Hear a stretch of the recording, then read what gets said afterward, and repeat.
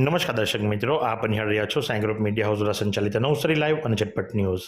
9મી તારીખથી શાળા શરૂ થઈ ગઈ અને શાળા શરૂ થતાની સાથે જ વાલીઓને પરસેવા છૂટી રહ્યા છે, કારણ કે હજુ યુનિફોર્મ બાકી છે, પાઠ્યપુસ્તકો બાકી છે અને યુનિફોર્મ અને પાઠ્યપુસ્તકો માટે વાલીઓએ લાઇનમાં ઊભો રહેવાનો વારો આવ્યો છે। કામ ધંધો મૂકી અને દિવસ બગાડી, દિવસ ખાંડો કરી ભર તાપમાં ઉનાળામાં વાલીઓ લાઇનમાં ઊભા છે, કારણ કે સેટિંગ બાજુનું રાજ ખૂબ જોરમાં ચાલી રહ્યું છે। સેટિંગ બાજુનું રાજ એટલું બધું પુષ્કળ છે કે હજુ તો વાલીઓ એટલા ત્રસ્ત થઈ ચૂક્યા છે, દુકાન ખુલે એ પહેલાં લાઇનમાં ઊભો રહેવાનો વારો આવે છે। આ મોદી સરકારની અંદર માત્ર લાઇનમાં જ ઊભું રહેવાનું, પછી રેશનની હોય, એટીએમની હોય, નાણાંની હોય કે બુક્સની હોય, આ તંત્ર ક્યારે સુધરશે? ડબલ એન્જિનની સરકારની વાતો કરનારાઓ ક્યારે આ વિષય ઉપર ધ્યાન આપશે? હવે તો જે પ્રમાણે મેડિકલની અંદર એમઆર છે એ પ્રમાણે પ્રકાશકોના એમઆર પણ બારણે ફરી રહ્યા છે અને સ્કૂલોના ટ્રસ્ટીઓને, પ્રિન્સિપલોને ઓફરો આપી રહ્યા છે અને એ જ પ્રકાશકની, એ જ મુદ્રકની બુક્સ જે ખરી એ રેકમેન્ડ કરવામાં આવે છે ને તમારે એ જ લેવી પડે છે અને શાળાને એની અંદરથી મોટી મલાઈ મળે છે। પહેલાં પૈસાનો વહીવટ ચાલતો હતો, હવે તો ટૂર પેકેજો ચાલુ થઈ ગયા અને આ ટ્રસ્ટીઓ પણ છુપા રસ્તાએ બેંકોક થાઈલેન્ડની ટ્રીપો લેતા થઈ ગયા છે, ત્યાં સુધીના અહેવાલો સાંપડ્યા છે। આ માત્ર વાતો નથી, પણ જ્યારે તપાસ કરવામાં આવી તો તથ્ય સાથે બહાર નીકળ્યું છે। એટલે તમે કદાચ તમારી આજુબાજુવાળા જો શાળાના સંચાલક હોય ને બેંકોક થાઈલેન્ડ કે બીજી કોઈ ટૂર પર જઈ આવ્યા હોય તો જરાક પૂછજો કે આ પૈસા કોના છે એમ કરીને। આ સંદર્ભે વધુ વાત ન કરતા સીધી વાત કરી અમે જિલ્લા શિક્ષણ અધિકારીની સાથે અને જિલ્લા શિક્ષણ અધિકારી ચૌધરી શું જણાવી રહ્યા છે, ચાલો આપણે સાંભળીએ। જિલ્લાની કોઈ પણ ખાનગી શાળાઓ પોતાની શાળામાંથી સ્ટેશનરી કે અન્ય સાહિત્ય વેચી શકશે નહીં કે પર્ટિક્યુલર કોઈ દુકાનમાંથી લેવા માટે વાલીઓને દબાણ કરી શકશે નહીં અને આ બાબતે અગાઉ પણ શાળાઓને જાણ કરવામાં આવી છે અને આ નિયમ અનુસાર જો કોઈ ફરિયાદ મળશે તો નિયમ અનુસાર એમની સામે કાર્યવાહી કરવામાં આવશે।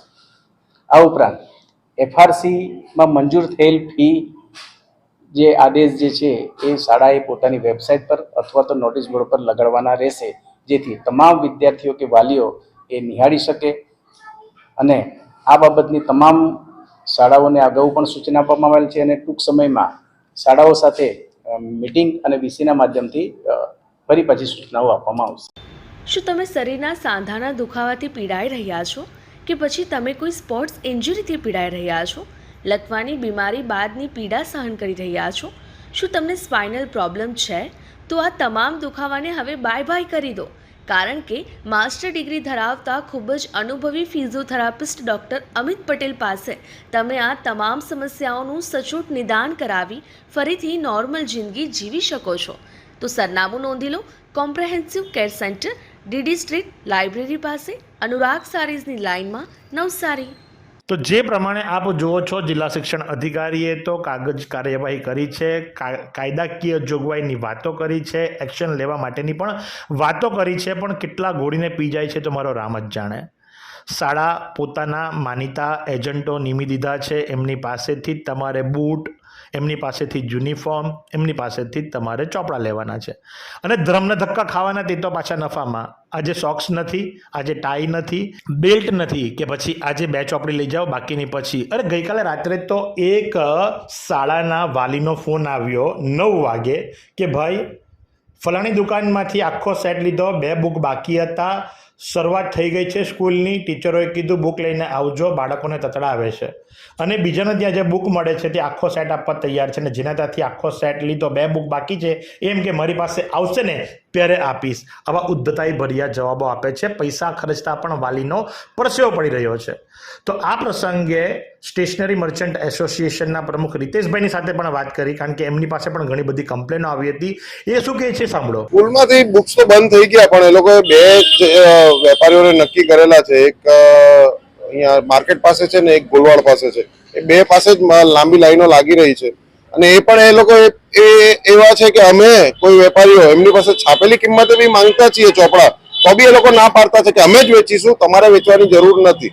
જે નોર્મલ ગ્રાહકને બી અમે આપીએ, તમે આપો છો તે જ ભાવ અમને આપો ને, અમે વેચીએ કે બીજા ગ્રાહકની તકલીફ નહીં પડે, તે છતાં બી એ લોકોનું કહેવું એવું છે કે અમે કોઈ બીજા વેપારીને માલ નહીં આપીશું ને અમારા અહીંયાથી જ લેવું પડશે દરેક વાલીઓએ। અને બીજી રહી વાત વાલીઓની, તો શિક્ષકોએ પ્રિન્સિપલોએ સમજવા જેવી વસ્તુ છે. ચોપડા અમુક બજારમાં મળતા નથી. વાલી ઉભા રહીને લાઈનમાં 2-3 કલાક જેમ તેમ ચોપડા લેતા છે. તમે પ્રેશરાઇઝ છોકરાઓને, વિદ્યાર્થીઓને કરવાનું બંધ કરો. 2-4 દાડા ઉપર નીચે એમાં કઈ ફરક પડતો નથી. ચોપડા બચ્ચાઓ નથી લાવતા, વાલીઓ લાવતા હોય છે ને વાલીઓ અત્યારે કંટાળી ગયેલા છે. એટલે શિક્ષકોએ પણ સમજવાની જરૂર છે કે આ બધા નાટક હવે થોડા ઓછા કરે. 2-4 દાડા માટે હું ફરક પડી જવાનું છે એમાં. તો આ પ્રમાણે આ વેપલો ક્યારે અટકશે? આ સતત 3જો એપિસોડ અમે બનાવી રહ્યા છે અને ન માત્ર એપિસોડ બનાવીએ છીએ, તપાસ પણ કરીએ છીએ.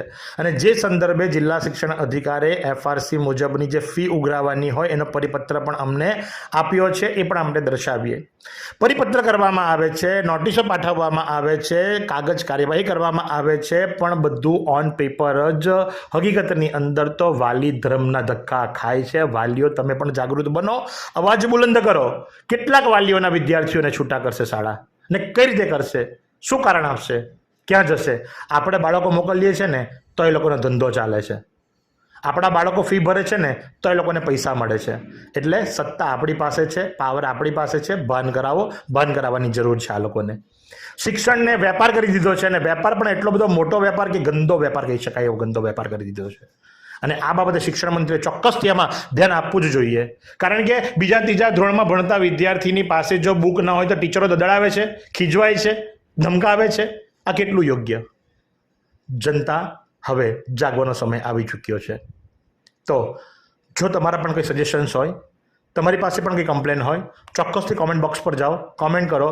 અમે યોગ્ય જવાબ મેળવવા માટે પ્રયત્ન કરીશું. કારણ કે આ તમારી ચેનલ છે, તમારા પ્રશ્નોને વાચા આપશું. તો આ જ પ્રમાણે આવા અવનવા સમાચારો માટે આપની હર તરફ નવસારી લાઈવ અને ઝટપટ ન્યૂઝ. આ સુંદર સૃષ્ટિને નિહાળવા માટે હજારો લોકો પાસે દ્રષ્ટિ નથી, અને એ ત્યારે જ શક્ય બને જ્યારે કોઈ ચક્ષુદાન કરે. તો તમારા સ્વજનો સાથે મળી એક સુનિશ્ચય લઈએ, ચક્ષુદાનને પરિવારની પરંપરા બનાવીએ. Visit Sant Punit Chakshu bank, rotary eye institute Navsari. Call 7069006329.